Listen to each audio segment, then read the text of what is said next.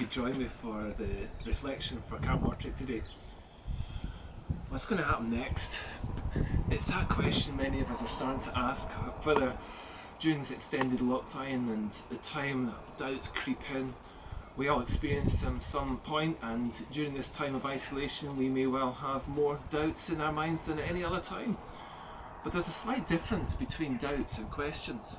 There's no harm asking questions for reassurance, such as, when will this end? What will I supposed to do when we have this lockdown eased up? What will happen to family members' jobs? Will I be safe?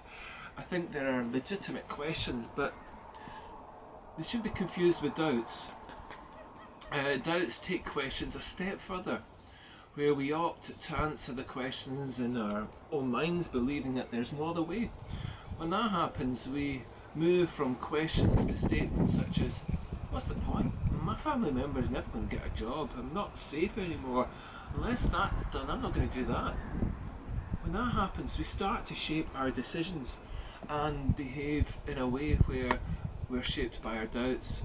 We can close down and shut down opportunities, become negative, defensive, and we can drag ourselves and others down. We settle for what we think we know, and we give up thinking about what we can and could do. For instance, I know for me that when I wake up in the morning, I can have an unwelcome thought and feelings just flooding into my mind and body, and if I stay in bed, according to my thoughts, this world can be a darker place. So what do I do to avoid that? Well, I nip it in the bud. I've learned to spot the signs of this type of thinking early, and I get out of bed. I then pray for two things. I give thanks for another day to live and ask for strength to live it. The thoughts might stop, but sometimes the feelings don't go away, and so what I do is I get everything sorted out in the morning, get out and walk my dog Jet. Here he is. And that's whether it's dry or tipping, but by the time I'm walking, the feelings may lessen, they may be nearly gone by the time I'm back, and then I focus on what's needed for the day. It's a routine I've kept with even during this lockdown. So, I take a lot of comfort from a Thomas in our particular passage today. The fact it's even in the Bible gives doubters some hope that they can be part of God's forever family, but also take note that there is a way through. But to do that, we need to name how a doubter behaves. You see, a doubter thinks they have the full picture when actually they don't. Thomas, for one reason or another, was not around for the first time Jesus was with the rest of the group. They had a great time and he missed out. Sometimes when we miss out on a party, a family event, or don't get a job after an interview, well, we could be tempted to jump to our own conclusions. We can allow our thoughts to move from, I didn't get that job, to, I'm just not good enough. Or because we missed out on the family event, well, we don't feel close to the family anymore. Maybe all we need to accept is that something just happened that we missed out on and we don't get the full picture. Indeed, things might be different next time. Another thing, doubters increasingly want to be in control by excluding anything that's out with their control. How do they do that? Well, they protect themselves by setting unfair conditions. Thomas was exactly that when he burst out by saying, unless I see the nails in his hands and my finger in the nail holes and stick my hand in his side, I won't believe it. When you actually think about that, what Thomas says, it's really extreme and actually quite gruesome. It was as if Thomas was thinking, I can say this because in my mind it's never going to happen. He wallowed in that doubt for several days. We've probably found out that during this time that we are not fully in control of our lives. The length of time could lead us getting stuck like Thomas. We might realise that while we have never imagined ourselves as doubters, that we have been slipping into that way of thinking. And if you're a bit of a control freak, you might be ripe for being a doubter. Or if you're ultra organised but plans are not planning out, then doubt can sneak into your thinking. So watch out. Times like these bring this out more and more. Here's another thing. Doubters can believe again. You might find that hard to believe, but doubters do believe again. Isn't that wonderful? There's a way back.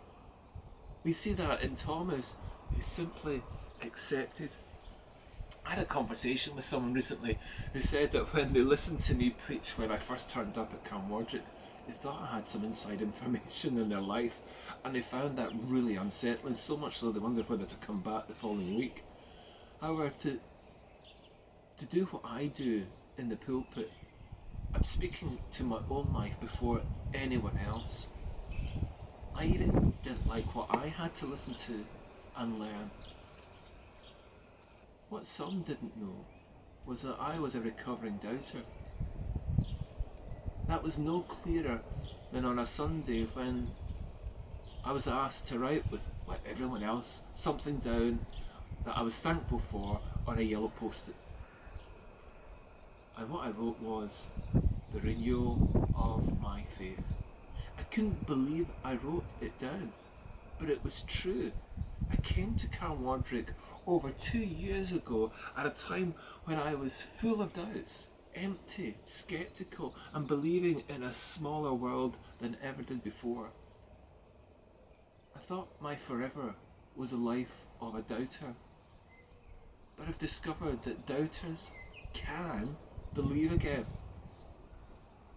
I know I've still so much to learn, because unwelcome doubts do invade my mind still.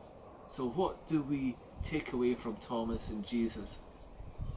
Well, don't jump to conclusions based only on your own experience. There's more to life than our own life. None of us have the full picture, so learn from others. Don't put unfair conditions on yourself and others. Putting up conditions may feel like you're protecting ourselves, but it shut out others, and that's not helpful. So be open to others and be prepared to be surprised. Doubters can recover. God can break through those barriers, and like Thomas, there will come a time when we are just ready to accept. But there's one key aspect, and it came out when as a church we had the privilege to support a family with food and toys. After a prayer over the phone with the person, they responded quite naturally, "Thank the Lord." The person was spot on.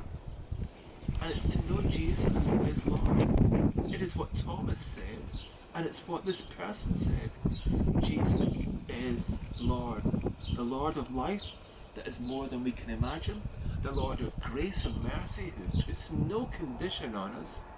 The Lord of healing to help doubters recover.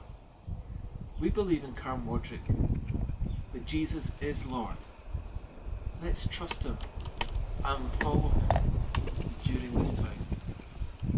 Thanks for joining me, and I look forward to speaking to you next week. Take care and be safe.